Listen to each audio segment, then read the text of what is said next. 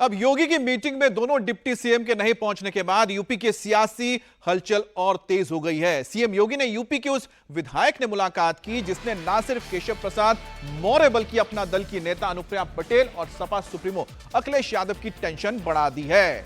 CM योगी ने केशव प्रसाद मौर्य को चुनाव में हराने वाली विधायक पल्लवी पटेल से मुलाकात की और पल्लवी पटेल ने 2022 में सिराधु से केशव प्रसाद मौर्य को चुनाव में हराया था और अब केशव प्रसाद मौर्य के साथ अनबन की खबरों के बीच योगी ने उन्हें हराने वाली विधायक से मुलाकात करके सबको हैरान कर दिया।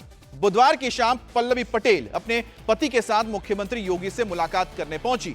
दोनों के बीच करीब 20 से 25 मिनट तक बातचीत हुई। वैसे तो इसे शिष्टाचार भेंट बताया गया, लेकिन मौजूदा माहौल में इस मुलाकात के कई मायने तलाशे जा रहे हैं।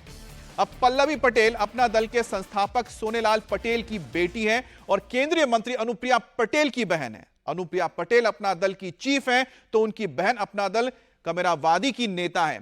पल्लवी पटेल फिलहाल सिराथू सीट से समाजवादी पार्टी के विधायक हैं। उन्होंने 2022 का चुनाव सपा के टिकट पर लड़ा था और केशव प्रसाद मौर्य को मात दी थी, लेकिन लोकसभा चुनाव में टिकट बंटवारे को लेकर उनका अखिलेश यादव से मतभेद हो गया था, जिसके बाद उन्होंने पीडीए के तर्ज पर पीडीएम गठबंधन बनाया था और ओवैसी के साथ मिलकर चुनाव लड़ा था। अब पल्लवी पटेल से मुलाकात करके योगी ने एक साथ 3 निशाने साध दिए हैं।